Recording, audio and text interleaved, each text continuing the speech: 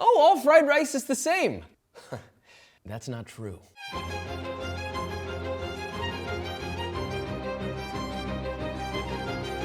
Nasi goreng. This is a phenomenal fried rice dish, arguably the best fried rice dish. I don't know if I want to say it or not. I kind of want to say it. The beauty of this dish is it is one of the most deeply flavorful fried rice that there is. And there's not that much more work to it. If you're already gonna make fried rice, you should make this one first. So that being said, let's make this, shall we? We'll start off by prepping our protein and vegetables, then we'll stir fry, prepare the accoutrement, and assemble the greatest fried rice I know. We have chicken, 1 pound of chicken thigh. Josh, what if I want to use chicken breast? That's fine. I just know that you like things with less flavor and you're trying really hard to make this more difficult for yourself. I'm joking. What I'm trying to say is when you make anything with chicken, especially if chicken is more of like an addition to the dish, you want it to be juicy and you want it to be flavorful. Chicken thighs are very hard to overcook and they are more flavorful than chicken breast. Period, end of story. If you're afraid of it, please just try it because you probably will agree with me after you try it. You can trim the fat off these if you want. You are gonna cut these into 1-inch chunks though. So we'll slice them 1 inch one direction and then 1 inch the other direction. Doesn't have to be perfect, kind of eyeball it. By the way, you could go even smaller than that. You could add more chicken, but I'm sticking with 1 pound. Bang. Now, I would recommend washing your board or getting a separate board, and now we'll prep our veg. Now for the veg, the first thing I want to show you is this galangal. You might have never seen this before. It might look like ginger, yet waxy. This is galangal. You can replace this with ginger if you want. It won't be the same flavor. I highly recommend galangal. You only need a 1-inch chunk grated. By the way, this is hard as a rock. So you kind of gotta get in there with your knife. If you show it fear, it will smell the fear. So we're going to, you can use a peeler for this, or you can use your knife. You're gonna remove the peel all around your galangal. And we're gonna grate this with a microplane or a grater. Oh, by the way, this is also a bit of a nightmare to grate. You could finely chop this, but it's really gonna destroy your knife. I'd rather destroy my grater than my knife. Okay, once that's grated, you'll then move to your shallots. We have 2 beautiful shallots. Split those in half lengthwise, leaving the stem attached. And then you're just gonna finely dice those. So I'm cutting these into sort of like little fingers that are about 1/4 inch thick, and then once across the midsection of your shallot like that. And then whatever width you separated these fingers, you're gonna go the same width this direction. Make sense? Boom, boom, boom, boom, boom, boom. You get evenly sized cuts here, like that. Now you have a nice fine chopped shallot. And just repeat with the rest of your shallots. You have 3 green onions. You're gonna separate the whites from the greens, and then you're gonna thinly slice those nice hearty whites. Now you could finely chop these, but I'm just gonna leave them sliced like that. This hearty end of it is the part that's gonna be cooked. The thin sort of wispy green part, we're gonna use for topping at the end. You can cook both, but honestly, I find that this is more like an onion, like a yellow onion to be cooked with, and this is more delicate and better eaten raw, if I'm being honest. All right, now we're gonna very thinly slice the green part. Try to make sure that these are even and that they look relatively decent, because you are gonna be garnishing with this. Now we have 2 red bird's eye chilies. All these are essentially ripe Thai chilies. You can use other chilies. I think these are the most perfect chili you could use for this. You could also use red Fresno, but try to keep the size similar. So this would be like 1 red Fresno. Anyway, these guys are gonna slice as thinly as you can. I want them thin, dude. They're not terribly spicy, but they're not terribly mild either. So try to keep that in mind. And last but not least, 3 cloves of garlic. You could do more. We're gonna finely chop these. You wanna get 75% of the way finely chopped in 1 second? Cool. Flat side of the knife on your garlic.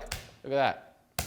That looks almost finely chopped. Do that with the rest of your garlic. Gather it all up. And then all you gotta do is just run your knife through it a couple times. Go this way, then go this way. But Josh, I can't chop that fast. Yes, you can. Maybe start off slow. But with a rocking chop, you don't really need a lot of skill. You just place the knife on the board, anchor one side of the knife with your hand. Do not rest your hand and like be lazy with it. Keep your hand tight and up, almost sort of bowed out. And then you'll just start going up and down with your knife first, nice and slow, and then start moving it forward, across the board one direction, and then back. And then you can slowly pick up speed. The beauty of this technique is that as you get better at it, you start to realize you don't really need to look. I'm not saying you shouldn't look. I think you should for safety's sake, but just don't get lazy and let a finger or a thumb start to slip down because it will cut the shit out of you. Use this technique at your own risk. That is finely chopped garlic. Okay, we do have some toppings and accoutrement. For one, red Fresno chili. Optional, but if you want a little heat and you want a little color, you slice these as thinly as you can. 2 Roma tomatoes, and those are just gonna be cut into 8ths. How do you do that? Well, you take a Roma tomato, you split it in half lengthwise, you put the cut side down, you split it in half lengthwise again. Now you got quarters, and guess what? You take a quarter and you split that in half lengthwise. Now that is an 8th. Just repeat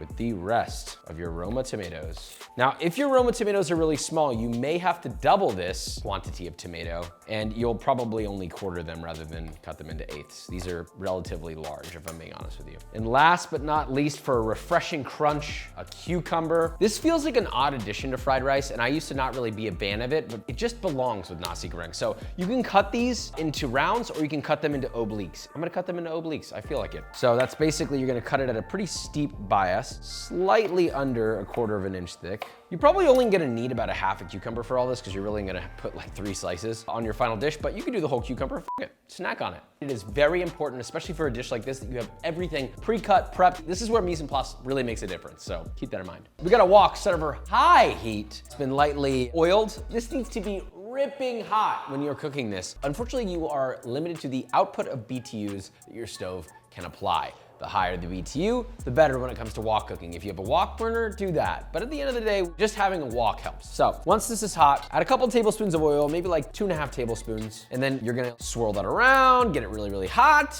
and then you're gonna add in your chicken. Spread the chicken into one even layer and season it takes with salt. Let that sear undisturbed for about 3 to 4 minutes until nicely browned on one side. This should cook the chicken the majority of the way through. Then toss the chicken and continue to cook, stirring occasionally until fully cooked, or an internal temperature of 165 Fahrenheit. Remove from the wok and set to the side. A little bit more oil, another 2 tablespoons. High heat, get that hot. That's nice and hot.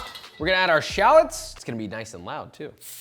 Our green onion, just the whites, our chilies, and our galangal, and then get to stir frying. If it looks a little dry, add a little more oil. Now keep that moving around the pan. Gotta get that wok, hey. Ugh, the chilies are hot.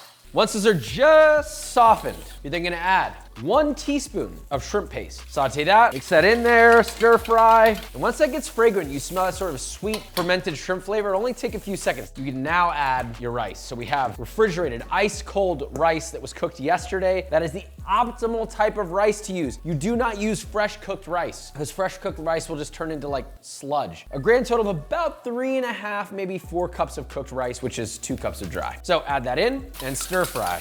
Toss to incorporate everything. And you're just gonna kind of stir fry this, constantly stirring for about 2 to 3 minutes, or until the rice starts to get a little crispy and it's hot all the way throughout. You don't want any cold rice left behind here. You can also break the rice up by kind of running your spoon or wok spoon around. Now, you're gonna add your chicken back in, toss. At this stage, we can finally add 1.5 teaspoons of MSG, 3 tablespoons of ketchup mayonnaise, I don't know how to pronounce it. It's a sweet soy, and 2 tablespoons of soy sauce. And you're gonna wanna move the pan quick at this stage.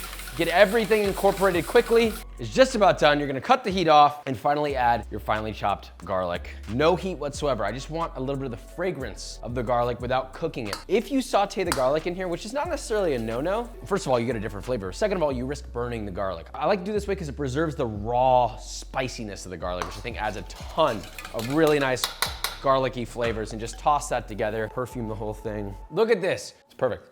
Now you need a fried egg. Medium-sized skillet over medium-high heat. Add a generous layer of neutral oil. This is 3 to 4 tablespoons in my pan. Once that is ripping hot and nearly smoking, crack in an egg. It should immediately start popping and sputtering. Be careful. Let that set for like 10 seconds. Then tilt the pan towards yourself, then use a spoon to gently baste the top to cook the egg white. Cook that for another minute, and then once the edges are brown and the white is cooked but the yolk is still runny, turn off the heat, and now we plate. Load a generous portion of your fried rice onto a plate, top with fried shallots, green onion, thinly sliced red Fresno chili, and finally, of course, your sliced cucumber, tomato, a lime cheek or wedge, and your fried egg. Then just serve and enjoy.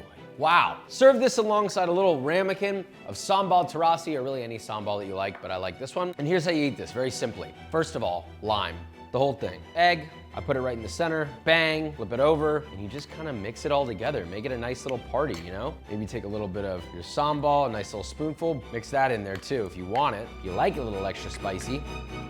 That is bananas. Oh my God. I'm thinking about all the fried rice that exist in the world. This might be my favorite. I forget how good this is, and then I make it and I eat it and I'm like, whoa, dude, whoa. Where has this been my whole life? Something about this just blows your face up with flavor. It's the perfect balance of like heat and crunch and fragrance and saltiness and sweetness. I'm not just trying to award my own cooking here. It's the dish in and of itself that's amazing. You can make it now. The recipe is in the link in the description. Love you so much. Subscribe. Bye.